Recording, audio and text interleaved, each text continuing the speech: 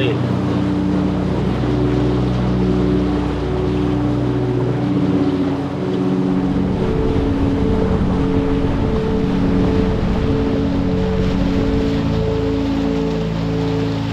We're preparing ourselves now to go home to Australia for Christmas, so we're going to put the boat on the moorings for a couple of months. So this is our last sail that we're having on Nandji II this year. It's a bit of a sad day because, you know, this year has been all about Nandji II. We've invested everything into Nandji II, and it's really nice that we got to go over to Indonesia and have a bit of fun for a couple of months. But you know, it's all about the balance. You know, we've been living on a boat for 7 years now, non-stop. And one thing about boat life is that you don't really get to go home and see your family and your friends. And when you're living overseas, we're basically expats these days. And you know, not having that balance of friends and family around us, we haven't seen them for 2 years. So we are very excited to go home. It'll be really nice, a little break away from the boat, because I think I've seen enough of this boat for this year. Don't get me wrong, I absolutely love Nandji II. Our new home is stunning. She's slowly getting there. You know, it took us 5 years to get OG Nandji up to the point of where we got her, where we were happy. And we tried to basically do 5 years work in 1 year this year, and just invested everything into her. But like I said, life's all about the balance, and we need to have a balance. It's time to have a break for a couple of months, get off the boat, go home and see family. Come back refreshed and do it all again next year, because there's some big jobs that need to be done on this boat before we can travel too far, which is what we want to do. So, big plans for next year, but we need to go refresh ourselves, which first we need to get back up into Yacht Haven here, where we can put Nandji safely away for a couple of months and pack her up. We've got some tidying and some finishing off to do. We've got the last couple of miles, the last mile to be honest, and then we're pulling up stumps for a couple of months.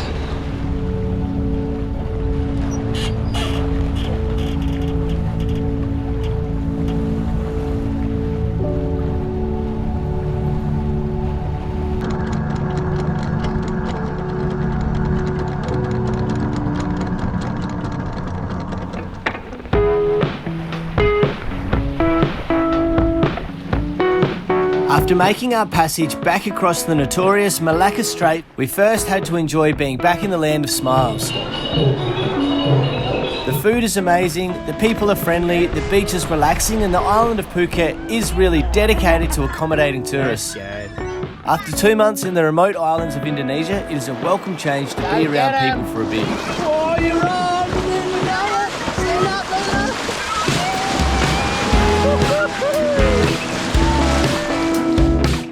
With only a short stay in Thailand before we need to get on our plane to Australia, there is a lot of packing up needed to be done before we can stow Nandji II away for potentially 2 months on a mooring in the tropics.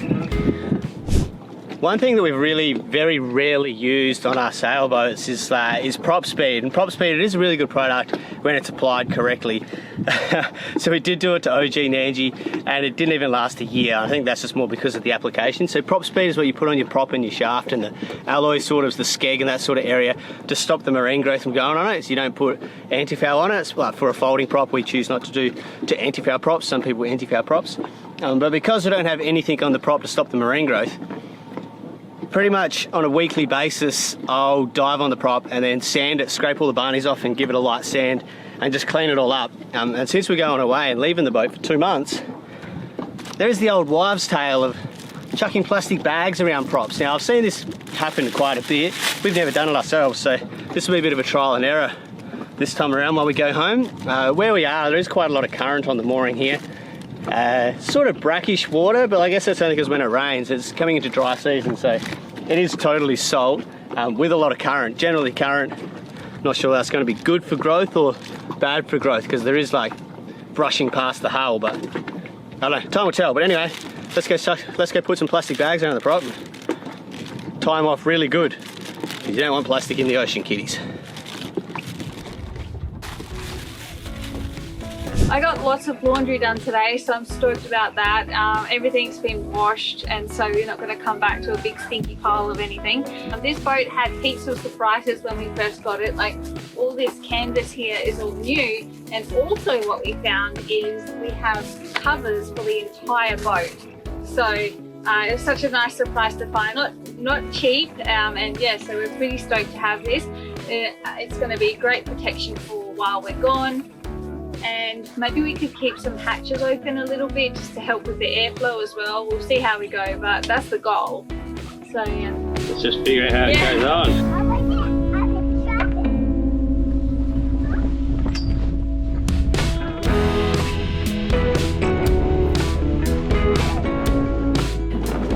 We've chosen the right day to put the shades up. There's a bit of wind about, and Tallulah is enjoying it way too much.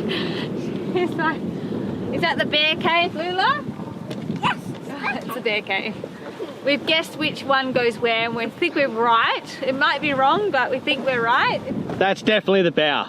Okay. That's definitely the bow, but who knows what's going on here. Yeah, some of it's a bit random. We think we're doing the right thing, but then there's like these little toggles here along the side, and we have no idea what they're for. Has anyone done this before? Has anyone else done this before? This is so confusing. All right, well, we fluked rolling out the bow shade into like the perfect shape, the right way up, and in its right position. So like, that was just a bit of luck. But now that we've rolled out this back one, like this is the big one. This is the one where we're like, I don't think I've ever been so confused in my life.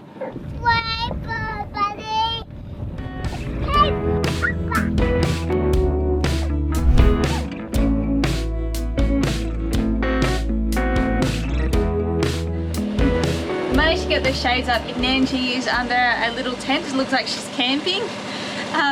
But yeah, we've had so much other stuff to do just to get the boat ready. One of the jobs was to wrap up the cushions, because 2 months is a long time to leave your boat in a humid climate, and so we're a bit concerned about how the cushions are going to hold up in here while we're gone. So we've just wrapped them up in glad wrap just to protect them and hope that we can come back with no mold or anything on them.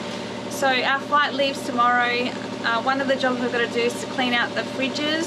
So I'm going to start on that now. Super fun job. What are you doing, Yosh? Yosh is sorting out all the camera gear.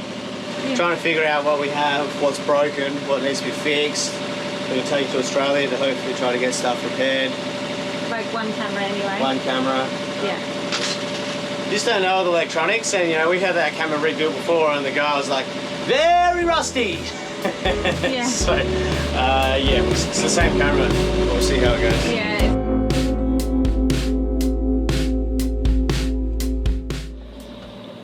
I'm sure that many of you will agree with me. I do not think there's a much more stressful time in a people's life, in a young family's life, when they're trying to pack up and go on holiday.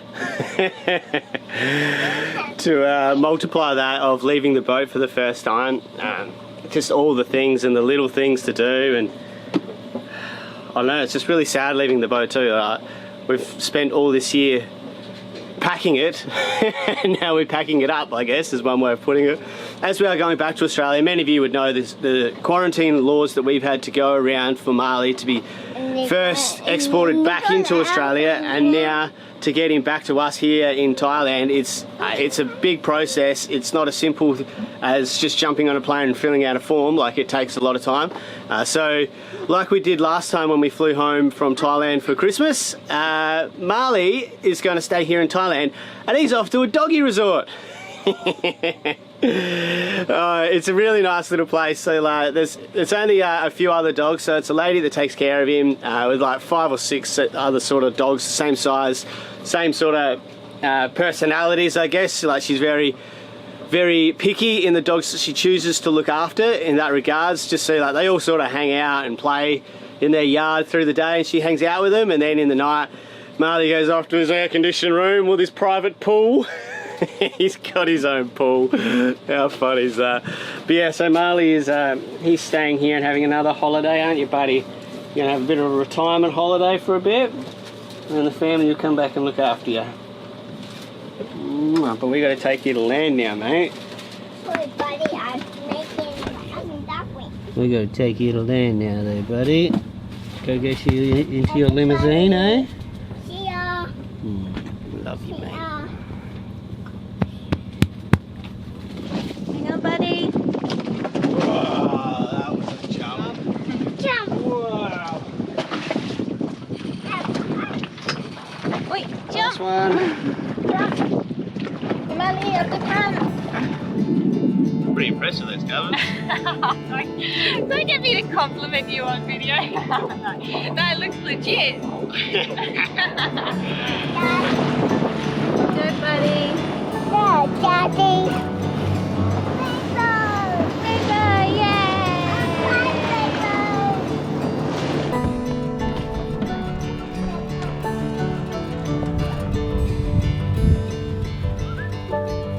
Money boy.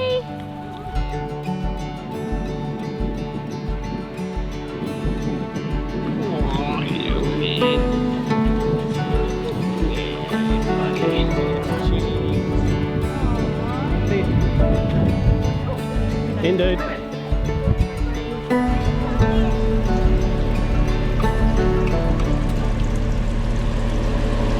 But it really is still getting to know you right before we're leaving. You know, I wanted to pickle the water maker. Of course, you have to do that before we go anywhere. We're going to store the boat for 2 months, so we have to make sure that the membranes of the water maker are looked after. So we come back and we still have a water maker that works. Had to learn how to do it with this because it's a much more complex system than the one I installed in OG Nandji. But yeah, this thing's awesome. I'll froth on this water maker, eh? Like, the membranes are still tip-top even though they weren't used for a couple of years. I don't know how old they are. But like, we're still making water like ppm of like 300 or 250, you know, like really good clean water. Anything below 500 is drinkable. I think they say 900 even is like a government regulation, but they say for us yachties 500. We make 180 litres of water an hour with this thing. 180. That's insane. That definitely says the Benita can get a washing machine. Maybe she'll get one for Christmas if she's been a good girl.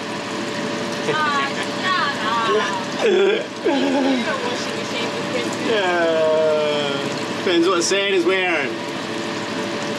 Yeah, but this is awesome. So I'll just let this flush cycle run with the pickling agent in here. So we'll just let that go round and round in circles for the next 45 minutes. We got an hour until we're getting picked up off the boat. So I'll let this go stow the dinghy and the outboard. I think we're actually going to be organised. I think we're actually going to be happening, and like we're going to have our stuff ready and go.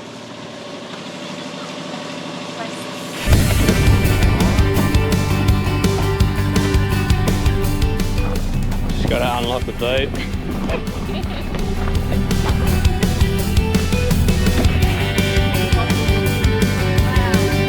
Wow.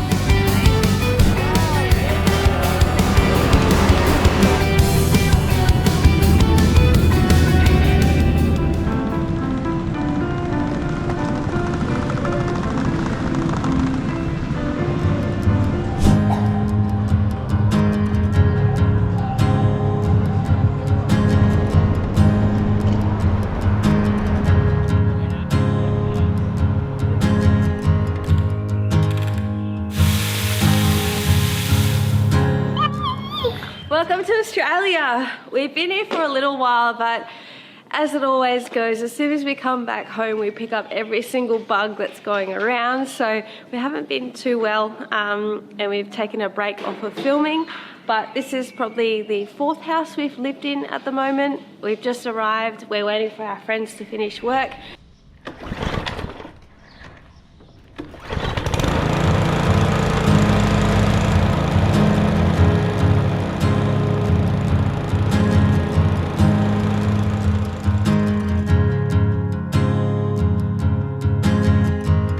Now you can smile.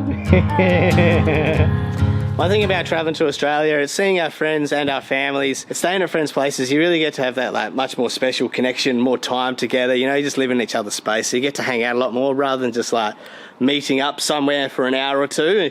But so we've been staying here at my brother from another mother, Gomez, and we got these boys. What's going on, lads? Hello. So this is Riley and Easton. both these lads, are you keen Sailing Nandji fans? Yes. So they watch all our videos, which is super cute. So, so Riley, what happened in our last episode? Have you forgotten already? Yeah, it's in 6 years. 1 month since we watched the last one. It's been a month since you watched the last Yeah, one. we haven't. Oh, it's all coming out now. Daddy first. Riley has just been saying non-stop that he wants to be in our videos.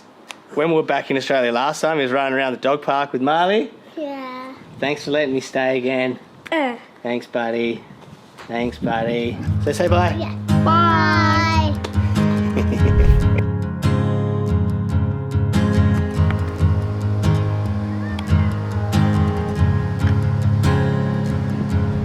Say freedom found a star when your heart. Are you ready, Lola? Yeah. Can we go for an e-bike ride? Chancing try to dance, then she says no. Don't gotta get down, come on, just move on. So tied down, there's nothing to cry about. Welcome home to Australia. Welcome to Australia. Australia. Good? Where'd you go? Chicken pie. Really good.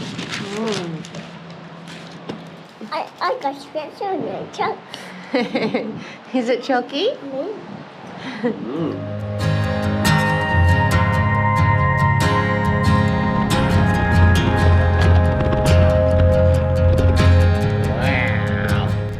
Whoa, big fire truck.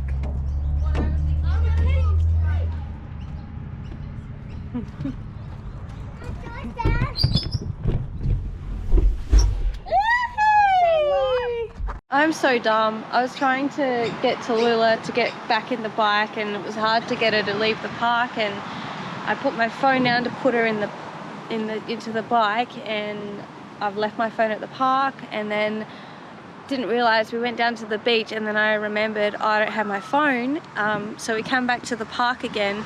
It's not here, but I did the Find My iPhone thing, and someone's obviously picked it up and they've taken it to their house. So we got the address off of Find My iPhone and called the police. Police said they'll just go around there as soon as they can. I was like, I don't really want it to go knocking on their door.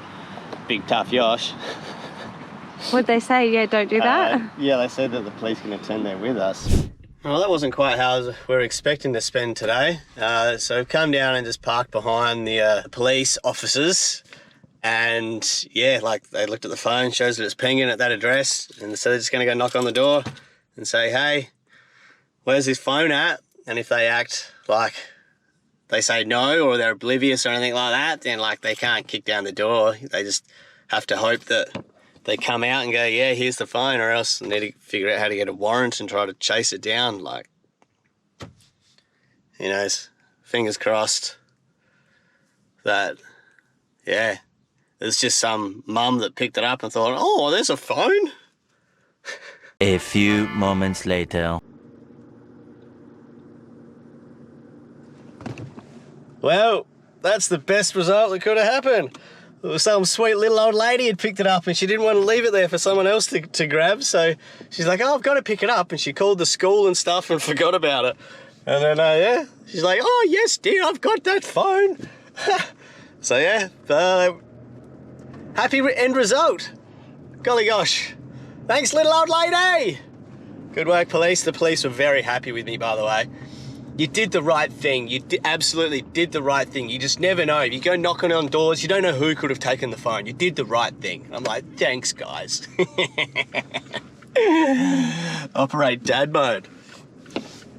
Sick. All right, I'm happy. I told Benita off, so I might need to go apologise now.